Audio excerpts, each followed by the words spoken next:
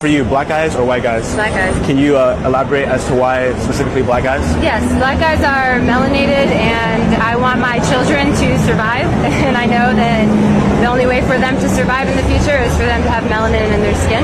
So that's the way for me to, make my legacy continue. Okay, I like that answer. That's actually a really unique answer. The reason why they love having a black man is in a relationship with a white man, she know who's boss. When a white woman is with a white man, she know who's boss. So if she wants to be a boss, she got to get the black man. He's the only man she can have where she know she can have her way with him. And if she don't get it with his consent, she'll get it through the legal system, i.e. Jonathan Majors. I can destroy your black ass whenever I feel like it. Yeah, you could be worth $1 billion, Bill Cosby. But what's going to happen when I tell the courts you sexually harassed me 40 years ago? See, the white woman loves the black man because she's always in the driver's seat of the relationship. She got the whole force of the white power structure behind her if he gets out of line. Never considered that. That is wow. And honestly, I think that's why internally I've always been shook. Like, hey everyone, welcome back to my channel where we dive into the conversation you are talking about online. Today, we are unpacking a viral story. A white American woman shared in a TikTok video that she prefers dating black men. Sounds simple, right? But her statement sparked a heated debate in the comments, with some black men questioning her intentions. Is it genuine love or is it something more problematic? Let's break it down. Because Allah blessed me, alhamdulillah. My mom actually set me up with a lot of Arab men. And we had conversations with so many different guys. They just always fell flat. They didn't meet the standards that I was looking for. And it made me realize what I didn't want in a man. And so from that experience, I created my list. I sat down, I set a timer. I wrote down everything I wanted in a man. And I set a 3-minute timer. And a friend of mine had recommended me to do this. And I did this with 3 other friends. And I just made it an experience. I love you. You gonna help me film? Look, now I have a beautiful daughter, a beautiful husband. I'm so grateful to Allah for the blessings in my life. I'm grateful that I made a plan for what I wanted, and it was easy to see that. So when I met my husband, he was everything on that list. It was a no-brainer. I knew that I liked him. I knew that I wanted him to be my husband, and I took the first steps. I was the one who was interested, and I told him I'm interested in marriage. I'm interested in getting to know you, and that's what it led to. So, to answer your question, why did I choose a black man over an Arab man to marry? I didn't. Allah chose it for me, and it's the best blessing ever, alhamdulillah. A lot of people say, I want to marry from my home country or my home village or my hometown. Some people marry their own cousins, and it's like, go far. Get out there. Make a list of what you want, characteristics. Don't make it about skin color or country of origin or language.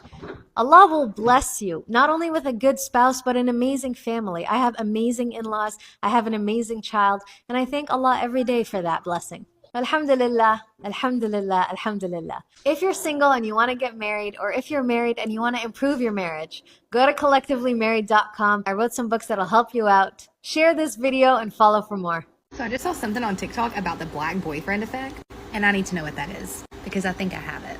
The way that I have changed since this man has entered my life, I'll never be the same. And it is not for the reasons you're thinking, you nasty. Even though that's not a conversation for today. I'm just saying, like, I have become like the boldest, most confident version of me. I dress different. I talk different. I believe in myself in a different way. I'm like way more into my feminine energy. And I did not know that that was a theme of having a black boyfriend until I stumbled on all of these videos on TikTok talking about the black boyfriend effect. And I need to know, like, what is this psychological phenomenon? And what is it about black men that is just different? And I'm not just saying this because I'm with a black guy, but since I have been exposed to black culture more and more, I just genuinely believe that they actually like women. It's like they have a different appreciation for femininity. I don't know, just thoughts, but what about this black boyfriend effect? What's your type? I think my type is physically the opposite of me, so dark hair, dark skin, dark eyes. Like, that's what I like. I'm a German woman who got married to a Nigerian celebrity, P. Diddy from Ogbomoso. 22 years ago, somebody sent me a link to my Nokia 3310. When I pressed on the link, I went to a video on TikTok. I saw P. Diddy Ogbomoso. He was singing, dancing. Immediately I fell in love. I said, wow, who is this star? I tried to find out more about him.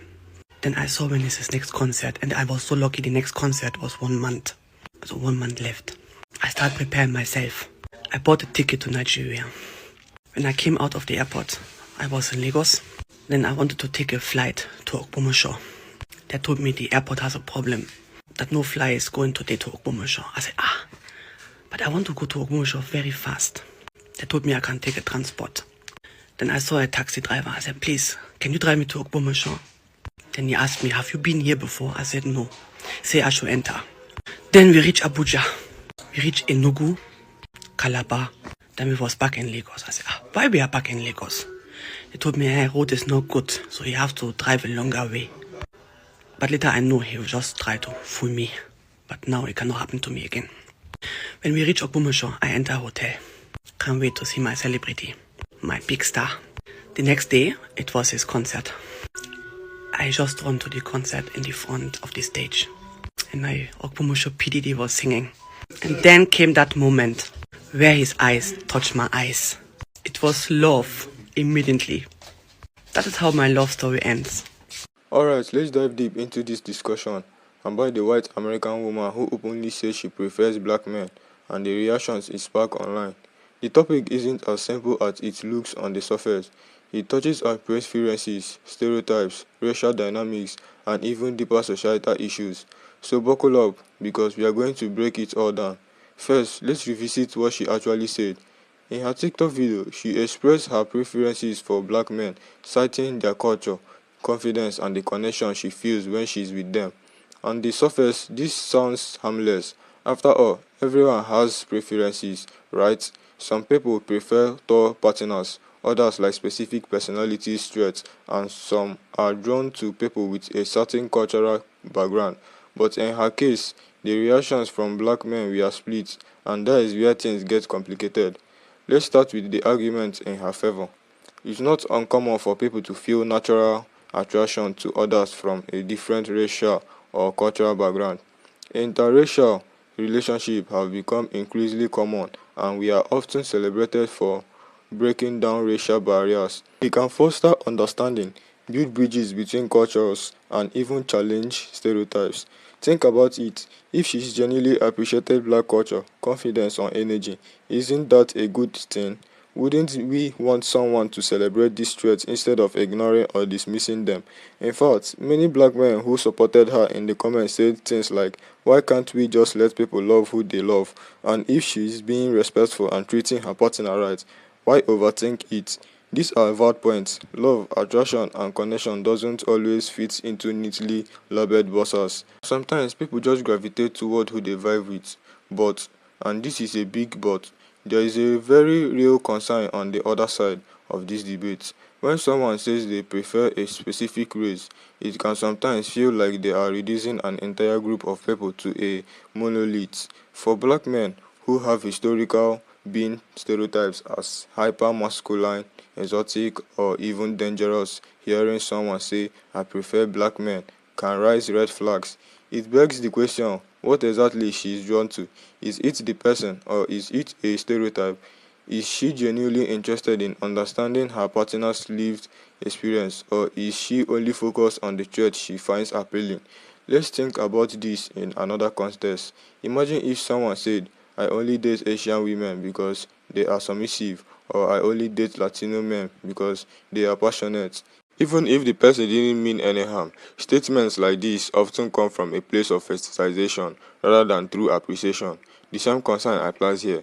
This is also the matter of power dynamics in interracial relationships, especially between white women and black men.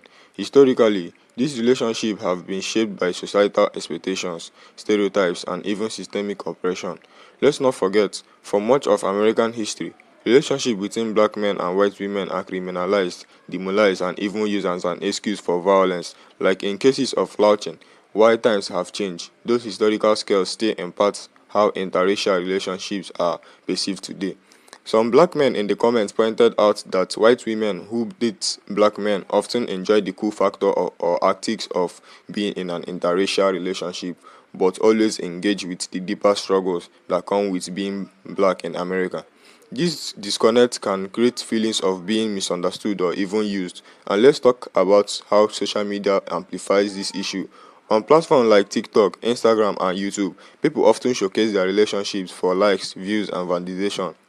When a white woman openly declares her preferences for black men, it can feel performative, like she is trying to gain clout or align herself with a certain tactics.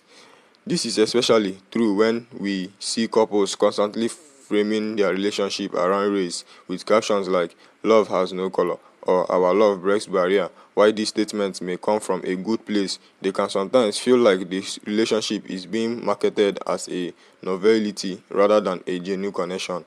Another interesting point to consider is the double standard around preferences. For instance, when a white woman says she prefers black men, she often receives a mix of admiration and criticism. But when a black man says he prefers white women, it sparks an entirely different kind of backlash. In those cases, the criticism often comes from within the black community, where people feel that the man is rejecting black women or internalizing anti-blackness. This dynamic shows how deeply race and dating are intertwined, and how preferences are rarely viewed in isolation from societal pressures. So where do we draw the line between genuine preferences and problematic behavior? The key lies in intent and awareness. Is the person truly interested in their partner as an individual, or are they drawn to them because of the preconceived notions? Are they willing to learn about and embrace their partner's culture, challenges, and life experience, or are they only in it for the surface level appeal? For black men, it's crucial to be cautious and discerning. It's okay to question someone's intentions, especially if you have experienced being fetished or objectified in the past. But at the same time, it's also important not to jump into conclusions. People's preferences can be influenced by a variety of factors, and not all of them are harmful or problematic. Ultimately, this conversation isn't just about one woman's preferences. It's about the broader issue of race, love, and societal dynamics. It's about how we navigate attraction in a world that's shaped by stereotypes, power imbalances, and historical injustice. At its core, this debate reminds us to approach relationships with respect and awareness and open communications. Whether you are black, white, or any other race, it's important to ask yourself, am I seeing my partner as a whole person, or am I focused on specific traits that fit a certain narrative? So what is your take on all this? Do you think her preferences is harmless, or do you see it as problematic? How should we address these conversations in a way that promotes understanding rather than division?